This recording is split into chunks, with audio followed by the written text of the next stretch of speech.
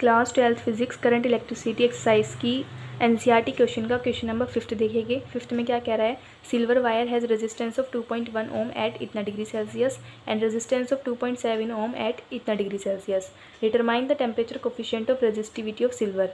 हमें क्या क्या गिवन है पहले वो लिख लेते हैं, इससे क्वेश्चन को सॉल्व करने में आसानी होगी।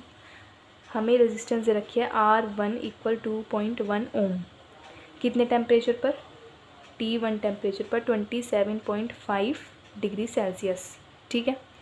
और रेजिस्टेंस इतनी है, R2 की वैल्यू 2.7 ओम है एट 100 डिग्री सेल्सियस, यानी कि T2 की वैल्यू है 100 डिग्री सेल्सियस।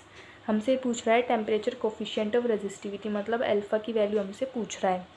बिल्कुल सेम पहले वाले क्वेश्चन के जैसा ही है, सेम फॉर्मूला लगेगा। अल्फ़ा की वैल्यू पूछ रहा है तो फॉर्मूला में पता है क्या होता है, R2 - R1 upon R1 T2 - T1। ये फॉर्मूला मोस्ट इंपॉर्टेंट फॉर्मूला है, इसको ध्यान रखना है। अल्फ़ा की वैल्यू डायरेक्ट इनमें पुट कर दो, हर एक चीज़ हमें गिवन है, सब में पुट कर देंगे और सॉल्व कर देंगे।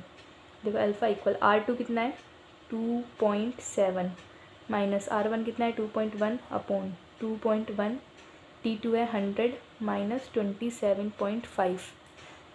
इसको सॉल्व करो, 2.7 में से 2.1 गया, बचा 0.6 अपॉन 2.1 मल्टीप्लाई 100 में से माइनस करेंगे 27.5, क्या आएगा, ये आएगा 72.5 के इक्वल। और जब हम इस सब को सॉल्व करेंगे तो अल्फ़ा की वैल्यू आएगी हमारे पास 0.00394 डिग्री।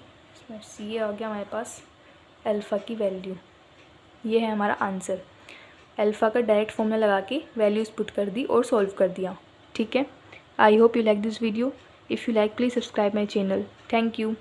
अगर आपको SL अरोड़ा की बुक्स के भी क्वेश्चंस के सॉल्यूशन चाहिए तो आप मुझे कमेंट सेक्शन में बता देना, मैं उनको भी सॉल्व कर दूँगी, क्योंकि SL अरोड़ा की बुक में बोर्ड के इंपॉर्टेंट क्वेश्चंस भी प्रोवाइडेड है, न्यूमेरिकल्स, तो वो मोस्ट इंपॉर्टेंट है और फिज़िक्स के बोर्ड एग्ज़ाम के लिए तो बहुत ज़्यादा इंपॉर्टेंट है।